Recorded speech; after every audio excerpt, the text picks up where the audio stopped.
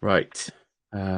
Awesome. So we're 5 minutes past the start, so we'll get cracking. Hopefully, a couple more people will join as we go through. Yeah.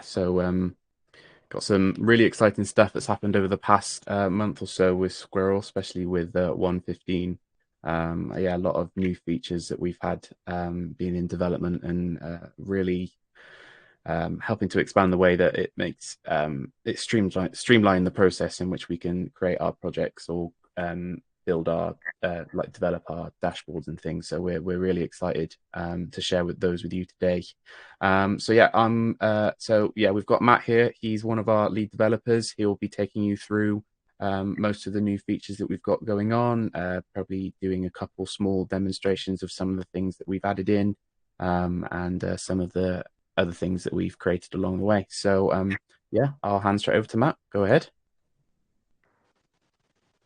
Oh, there we go. I was muted. Right. Okay. Thank you, Isaac.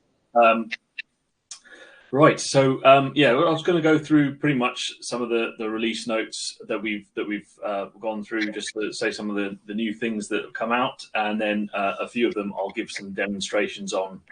Just yeah, and that's kind of the format. If you've got any questions as we go, just shout out. And yeah, so I'll get cracking. So one of the first things we've got is the new scorecard and data table. So those will just they're in the menu component library as normal. We've rewritten those, and the reason we've done that is so that we can actually start to add more functionality going forward. So if you're currently using them as they stand in an existing project, they will still work, no problem at all. You probably notice in the property panel that it will say the sort of legacy scorecard or data table. If you add a new one to your project, it'll automatically be one of the new ones that's there. So we've kind of left the old one as it stands. We've done as much as we can to keep it sort of like for like, but they're not pixel perfect. So the things that you have existing should be fine, but it's anything that you add the new ones, you'll as you start to use the new scorecards and data tables, you'll see them as you lay them out. Not really worth giving a demonstration on that. It is a scorecard and a data table, and it's done to be as sort of like for like as possible. Right, one of the next things we've got is bulk property editing. It's kind of like the first step towards our common property editing. I'll just share my screen. Let's see what we've got here. Okay, can you see my screen? Mm-hmm. Yeah. Okay. Yeah. All right. So if I have I've got a button, a group here of some buttons in it. Now, if I want to, if I multi-select these buttons in here, you'll see on the property panel here, it changes now and says multiple objects selected. So this doesn't work across, it's not like you can select lots of different objects and see the common properties between them all. It is for the same type of object. And it also needs to be within the same hierarchy on the object browser here. So you can see these buttons are all in the group. If I try to select this button out here that's outside of the group, I can't do that. So it's anything that's within at the same sort of level on the hierarchy in the same group or container, you can select those. And if you see that, you've got the multiple objects selected here. There's a few things to point out here. One is if you select multiple and you see something in here says multi, what that's basically doing is obviously telling you that those buttons currently have different properties for that particular property, or different values for that particular property. It's not stopping you from editing it or anything like that, but it's just an indicator, because obviously if I change this now to 0, it's going to change the X position for all of them to 0, which is not really particularly helpful, but it just gives you that kind of warning of what's happening. But I can change other things. So if I wanted to change the height of this to, I don't know, 40 pixels, then that will change the height across all of them. And if I wanted to change the font of it, the font size, and all the rest of it, so I can do that with these bulk property editing. The other thing that we've done then, alongside that sort of thing, is the is the font switcher. So in this instance, I might want to change the font across the entire project. If I started adding new components here, the default sort of font is Open Sans, is what we use in here.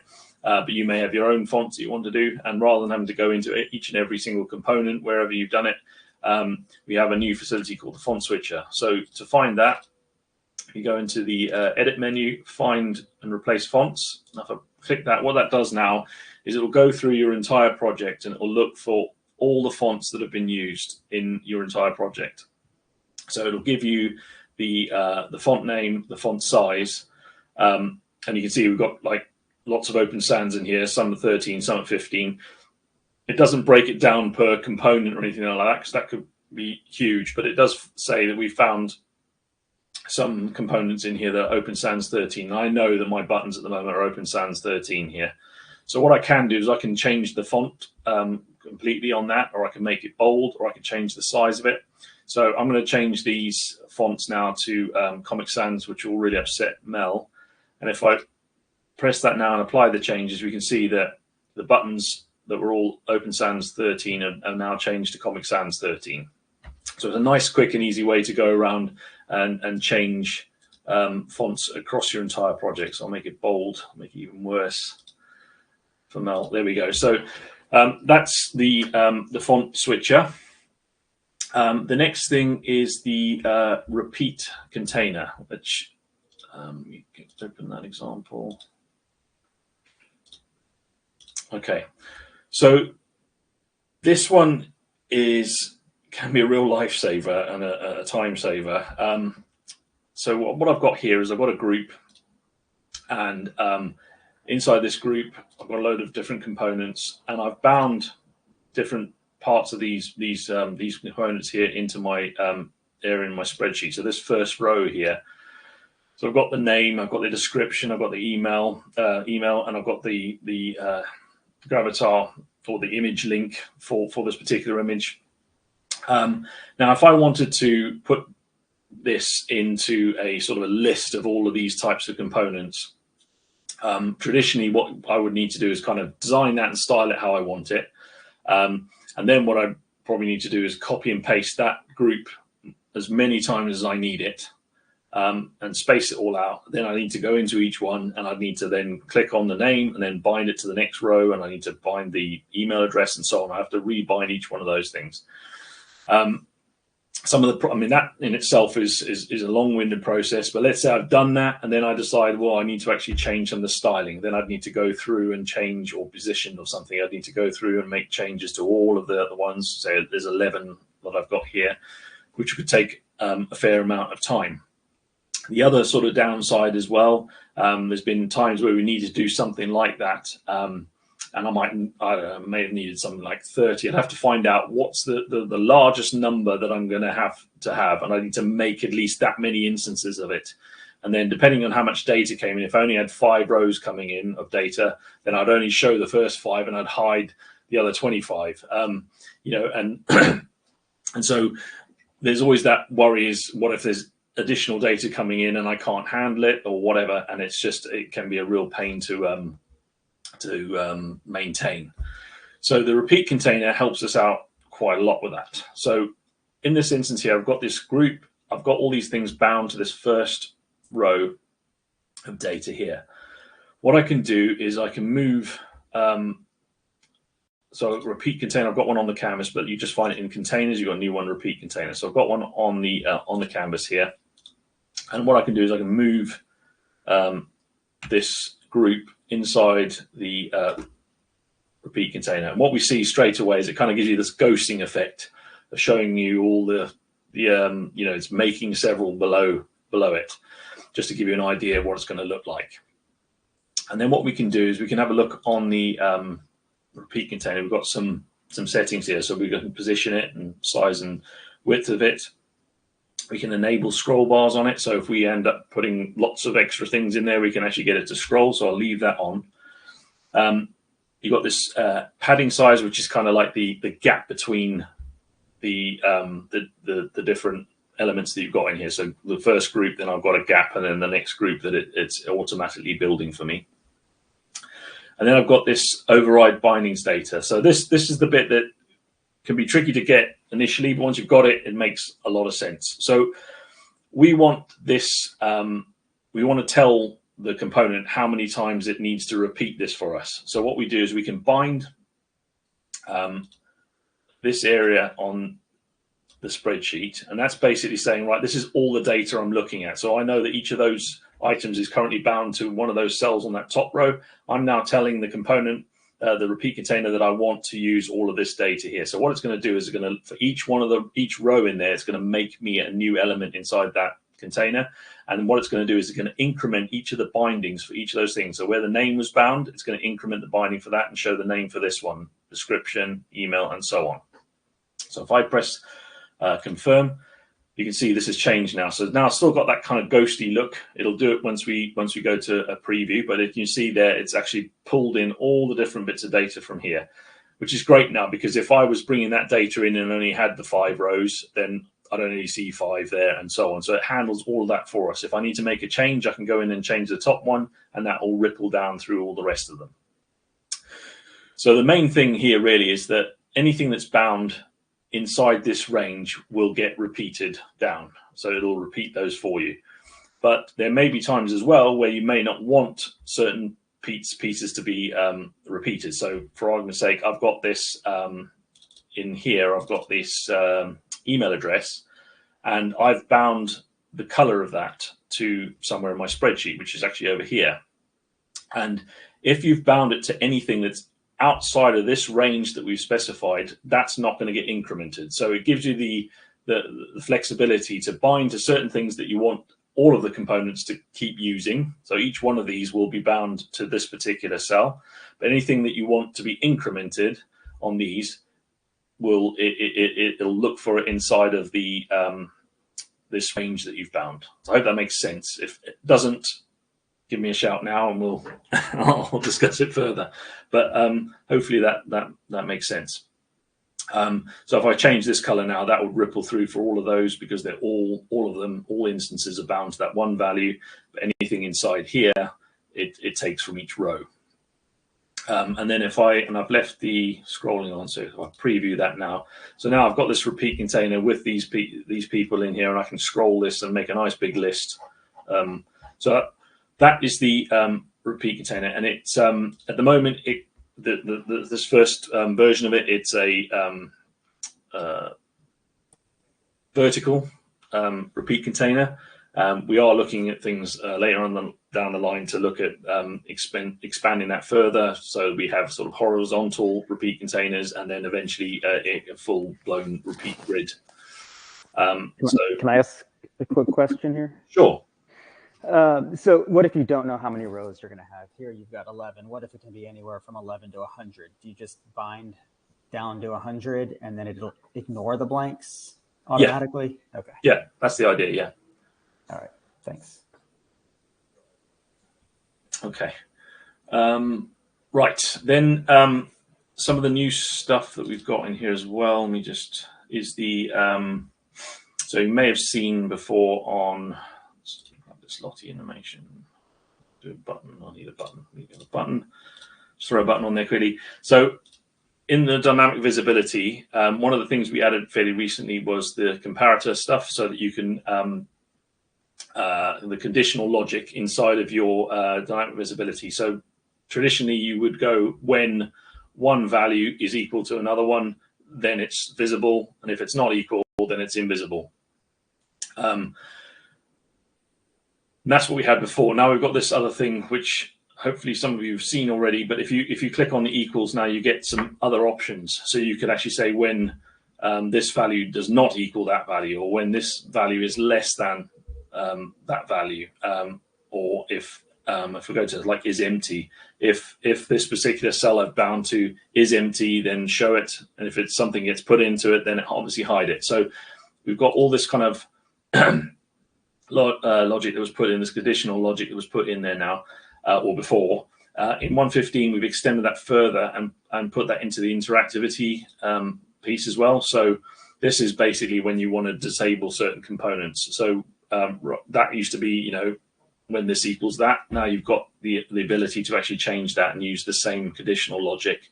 So any of the components that we have that has that interactivity section should now have this in it for you to use.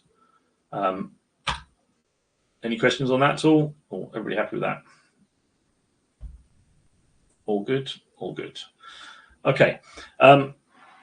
Another thing we've added is a new function, which is the browser info function. And basically what this one does is we can bind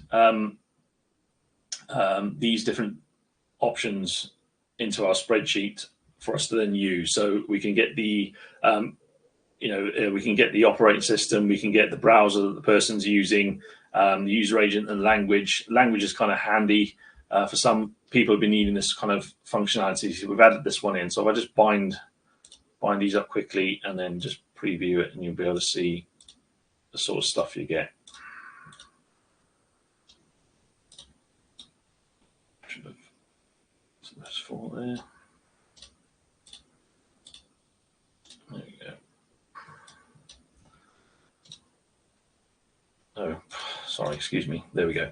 All right, so this is this would pick up. Obviously, we're in the designer now, but if I went out and put it onto published it, it would bring in, so it knows I'm in Great Britain language-wise, and so it brings out all that information for you. Then you can obviously make use of that in your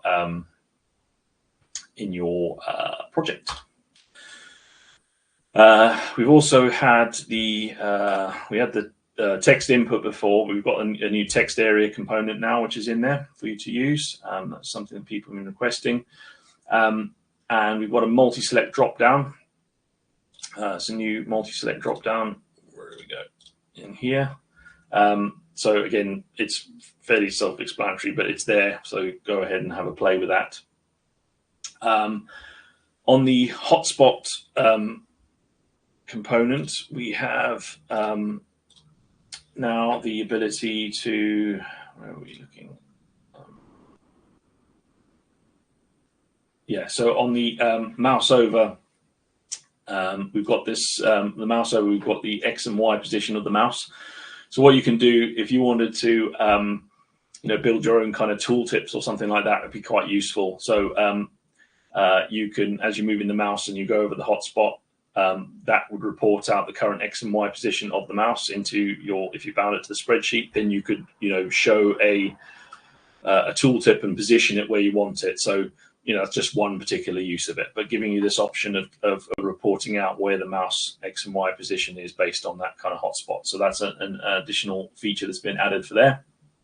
And the CSV data sheet, that is, I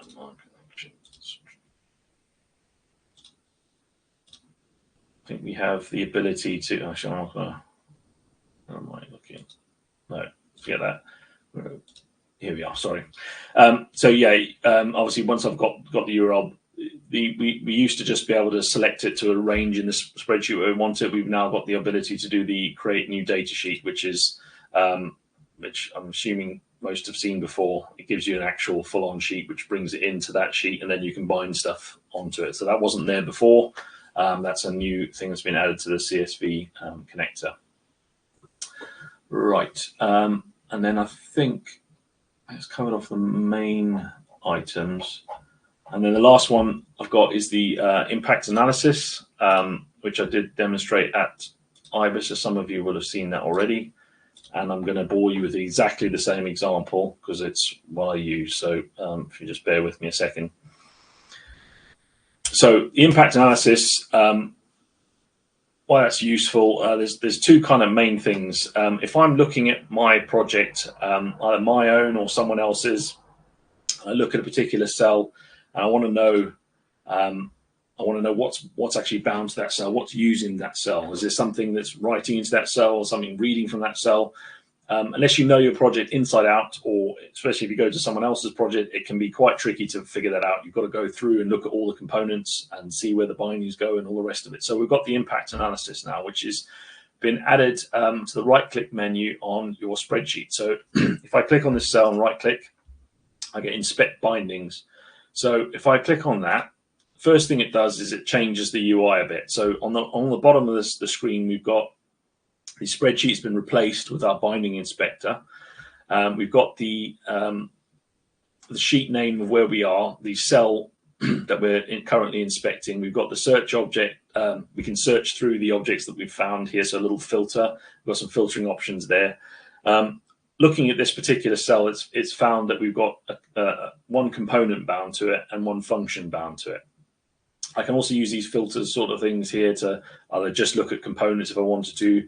There's no connectors, but if there were, I could just filter on those or functions. We'll leave it on all. And we've got this little quick search. So if you've got something with a load, you can do a quick search and it goes off of both the name of the component and the type of the component or the name of the component. So if I typed in drop down, you'd see the drop down be there. Or if I typed in year, select year, so it's filters on that.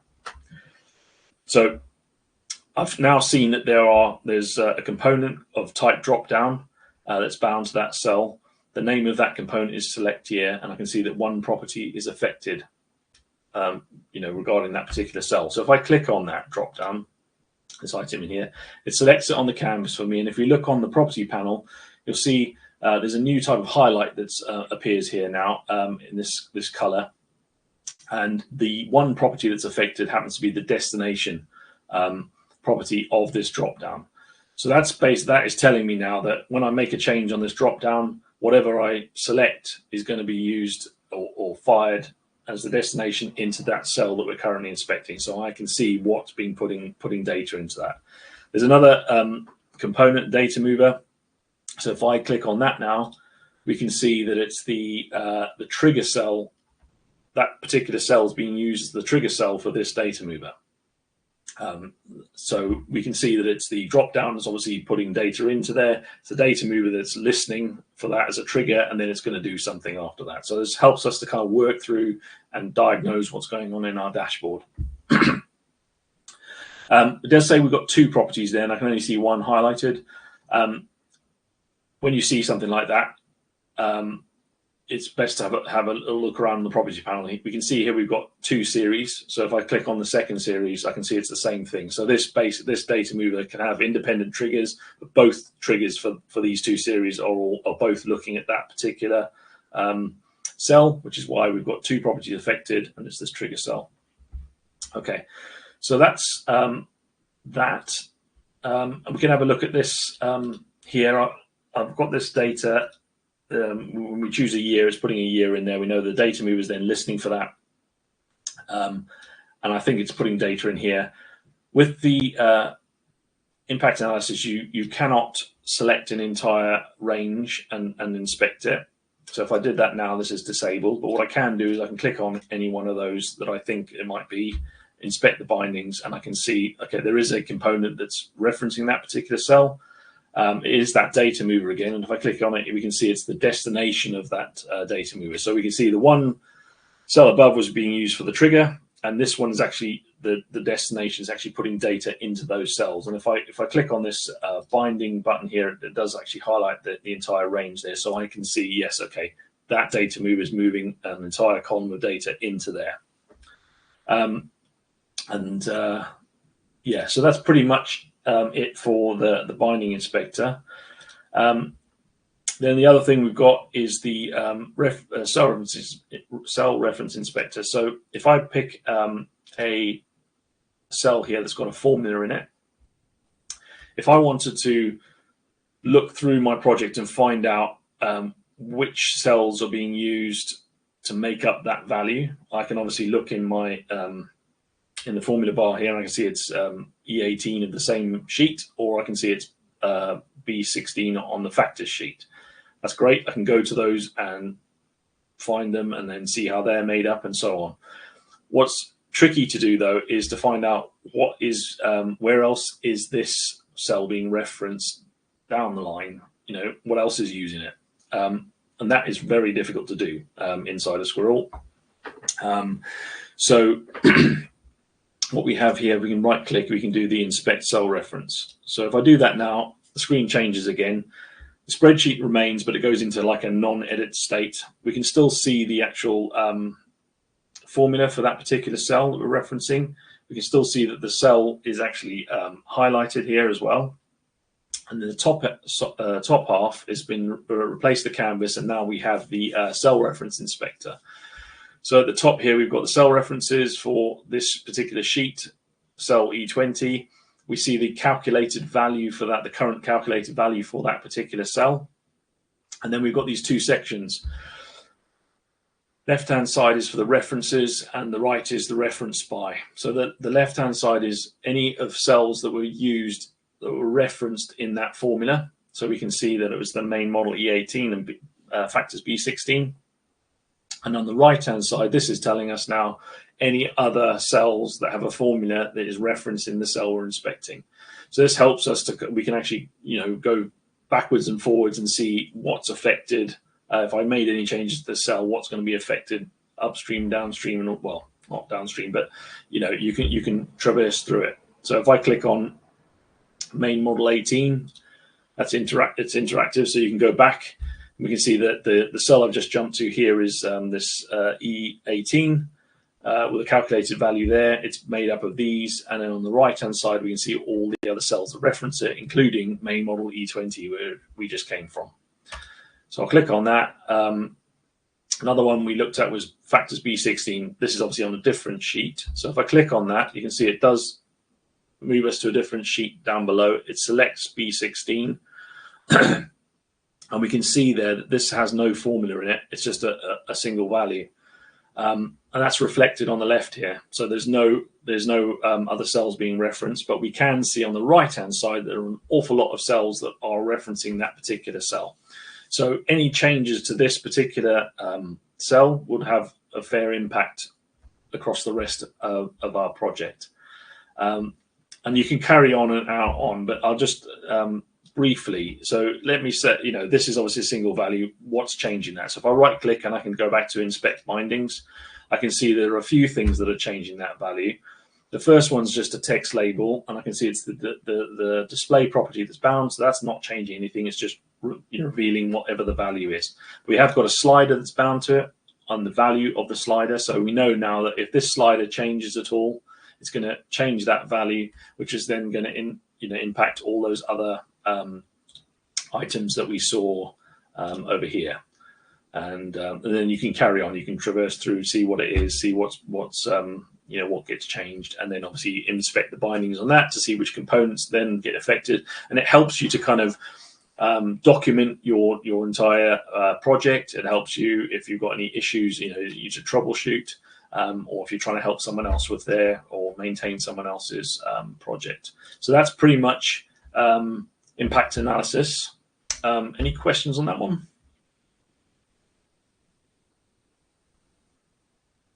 Everybody sleeping? No. No, all still here. It's Cool. going to be huge. All right, and I think that is pretty much whistle-stop tour of the release notes. Mel, is there anything I've missed or that you? I don't think so. I had a few questions occur to me as you were demoing them. I don't know if it's useful for me to ask those. As long as it doesn't put me on the spot. They're designed to put you on the spot, Matt. Of course they are. As difficult a question as I could come up with. No, one of them was around the browser info stuff. I was thinking as you were talking about the data that we can get access to from the client's browser or the client's machine. Could I detect potentially legacy browsers like Internet Explorer or something, and then display a message to say, oh, you might not be getting the optimal experience here, like designed for Chrome or something like that? Like, do we get that level of info? Like, i.e., is that one of? I think it gives the browser version. I mean, Rich, that's my understanding of it, isn't it? Yeah, it will expose that. It's not looking for a particular browser. So if you're accessing it from a legacy browser, then it will provide that information in the function. Cool, that could be useful then. And similarly with language settings, and I guess this one might be a bit less reliable, but in theory, could I, if I saw ENGB, and I guess I might, if I'd have to know what those language codes were, but I could potentially display different text. Like I could have formulas so I could start to do a little bit of language localization in my project based on that. Yeah. Okay. Yeah. I need to play with that. Definitely. Okay. On that same note, does that also help with mobile? Would it tell you this is a Apple iOS versus? It has a combination of the operating system and the browser. The browser is determined by us. If you go to that function map. Yeah. So you could potentially map the size of your screen different based on the different browser. So you've got the operating system, and the language is the language of the browser, not the language of the person's system. So if they've got a separate language defined in their web browser, it will show you the web browser language. Then the final piece is user agent. The user agent is a big, long, complicated string. And then what we do is we then pass that and look for certain useful bits of information. So Matt, if you just map user agent quickly, and then go into debug. Oh, sorry, I've done it again, haven't I? If you make that J column wider. So it's got lots of information in there. So we pass that for the relevant bits of information. So we can identify from that string that is the Squirrel designer, for example. But there will be other bits in there. So if you're on iOS on Safari, then it will indicate that. If you're on iOS on in Chrome, for example, if you've got Chrome installed on your iOS device, it'll tell you that as well if you're on Android. So you'll be able to try it on different systems and get the information out. Or you can do I'll find the link. There's a link where you can go to get a list of all the user agents for different browsers and operating systems. So you could say if this string contains something, you could look for something that's not something that we've exposed ourselves. But that operating system should say iOS or Android if you're on either one of those. You could maybe do a post of that, Isaac. Yeah, definitely. That's absolutely something we can create a knowledge-based article on, especially covering all of the operating systems that we return and support and all of that. Definitely. Keep a library of those. Yeah, amazing. So yeah, we've got a question in the chat from Arve. Whether we could cover something on the tab index. That's something that I've actually noticed in 1.15 as well, but I'm not 100% sure on the functionality of that. So is there any chance that we could get a quick? Well, the tab index, the way that's supposed to work is if you have when you're building a form, for argument's sake, you could I should go to a new thing. Don't save. So if I'm building a form and you want to be able to sort of, as you select, as you're going through the form, the form's highlighted, and then if you tab, it sort of moves on to the next, highlights the next item that you're doing. So you're supposed to be able to it'll kind of move the highlight on. So you see that on a website, if you're trying to type something in, filling out a form, you can start typing, then tab. It'll tab on to the next item that you want in the form, and you can kind of decide where you want each of those, the order in which you want that index to the tab to go. So if I wanted to go from this button to this one, and then I wanted let's just these. So if I tab, I've got this selected, I tab, it goes to this one. If I tab again, it goes to this one, and I tab again, it goes to that one. But if I wanted to go from here to here to here and to here, then I can change the order of these. So this will be, 1, 2, 2, then 3, and 4 kind of thing. This is not actually working on my current build that I've got here, but so. Yeah, this actually was a request from us because we have a form that we have users inputting data in, and it's exactly that. There's like 10 pieces of information they have to enter, and they don't like to have to use the mouse to go click across to the next and click to the next. So they wanted to be able to just enter data, tab, and it just goes across the top, across the bottom, enter data, submit, and be done.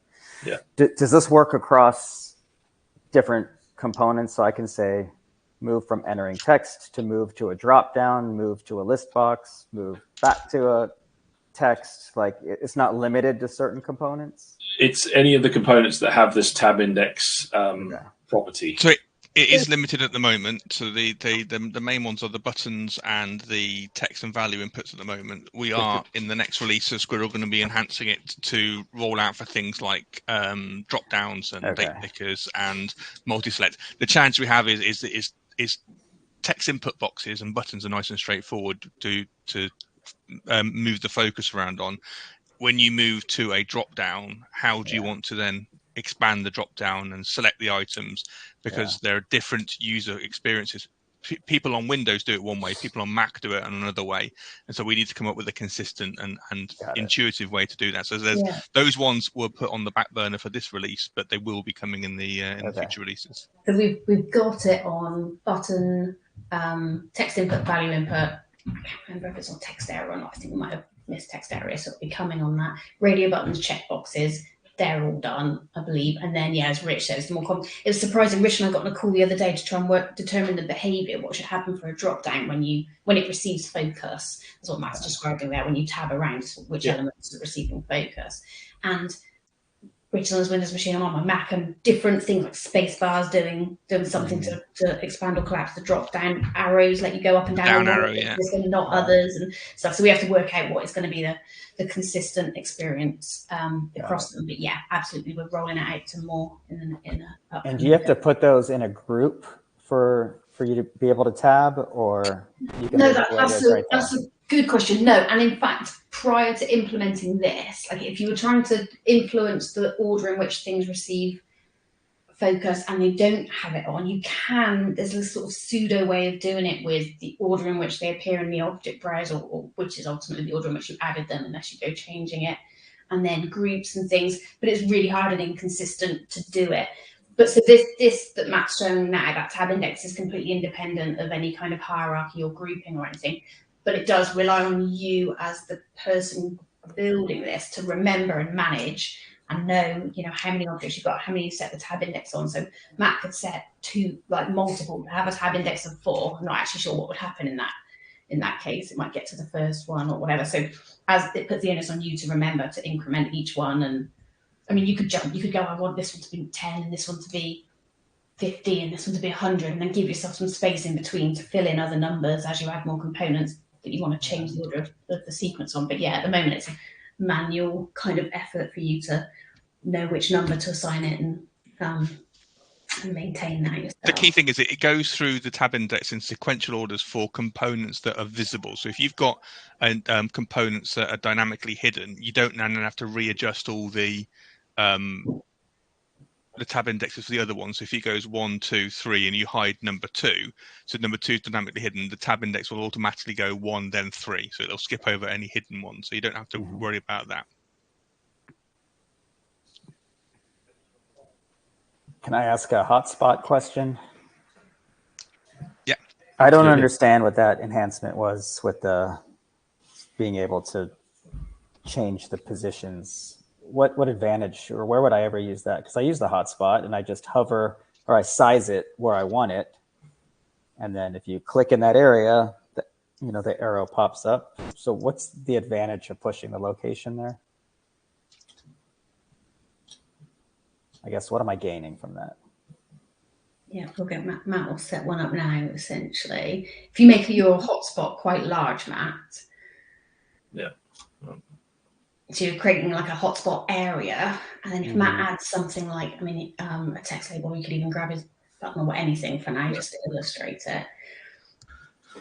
And then what happens with what we can do is any time that Matt's mouse is hovering inside that hotspot area, he can insert what the position of the X and Y coordinates effectively for that mouse pointer. If you Live update, Matt. turn on the option for live update. Yeah. I haven't bound it yet, but as I'm moving over the hotspot, it's giving me the mouse XY. So then if I bound the position of this button, which could have been a tooltip or something, to that.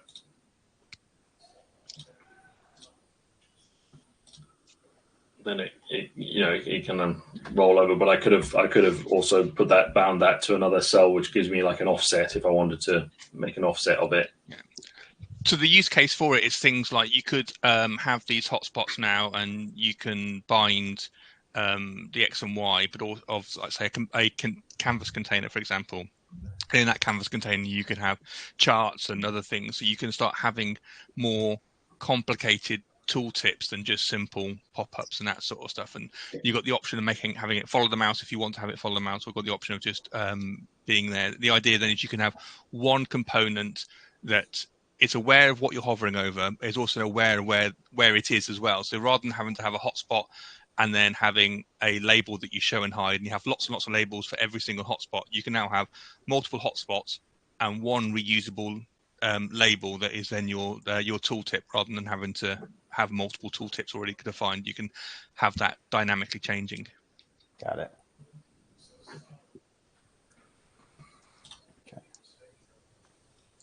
Okay.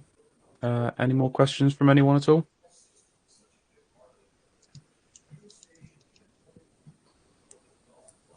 All my questions got answered. Yeah. I was curious about the tab index as well. I do have one question though.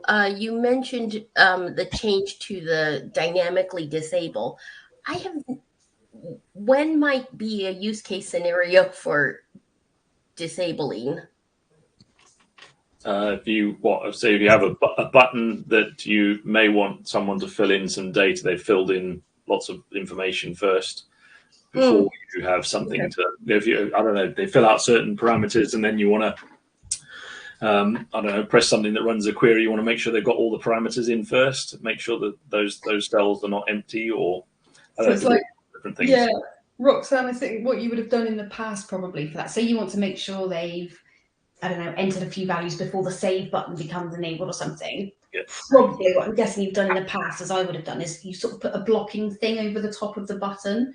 So you put like a rectangle with some transparent, something that's going to block it, and then you'd have set up the dynamic visibility of that thing that's going to block it to go away once the criteria is met. So you've got your logic in your spreadsheet saying if there's a value in this cell and a value in this cell, then hide the rectangle, which means you can then click get out and click on the button. With the disable when, the idea is you don't need to do that. Instead, you just, in fact, Matt, if you do it, you can show the different state for the disable when. Select the button for me and just set the interactivity disable when to be, put it to just like 1 = 1 for now. And then we'll see if you go into debug. So it gets that different state. And if Matt was in debug or preview and he hovered over it, you get, I think we've got it, you get a little no entry. So Button's gone. Yeah, it's over there. So it's moved up there.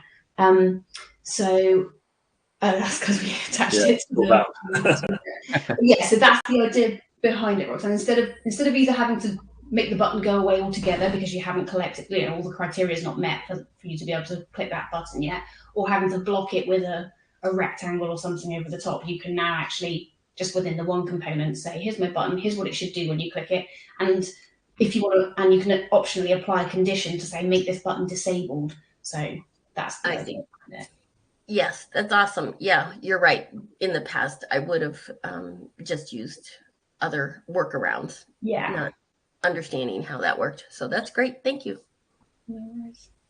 Yeah, definitely. That's something that I've used before. Especially, I built a lead capture app, so I disabled the add button until someone had filled in their name, surname, and email address. So those were sort of like required fields, as you would usually get. So someone couldn't move on to the next phase until they had filled in those fields.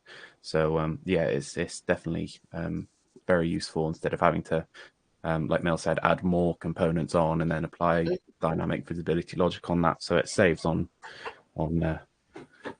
things there as well. So yeah, it's really good.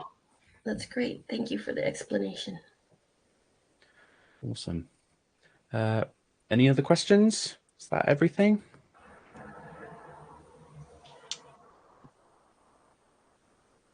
No? Okay.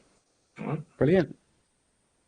Well, if that's everything, thank you for joining. That was our so that was the 1.15 webinar there, the demo of all the new features that have now been released in 1.15. So yeah, well, as you can see, we're really excited about quite a few of the capabilities of all of these new functions and features and components. And yeah, we're really looking forward to hearing everyone's feedback on these kind of things, and especially the kind of things that maybe they want within these new features, some enhancements to those of anything that we could necessarily improve on, or anything that we could do to make them better and probably work a lot better, if that's something that you find. So yeah, thank you everyone for joining. Thank you, Matt, for walking us through all of that. We'll be, yeah, keep an eye out on the community and our social media. We'll be making some more posts about all of these different components and functions and how you can use them. Definitely there's some in here that would be good to have some articles on, just to help get started with. But as you can see, as soon as you know what you're doing, it's a lot easier to get started with and get using. So absolutely keep an eye on the website, the community, social media, and yeah, we'll get that all out there. So thank you for joining, everyone. Thank you very much, fellas. Very helpful. Thank you. Amazing. Thank Thank you. you. Great work. Thanks all. Cheers, guys. Enjoy the rest of your day.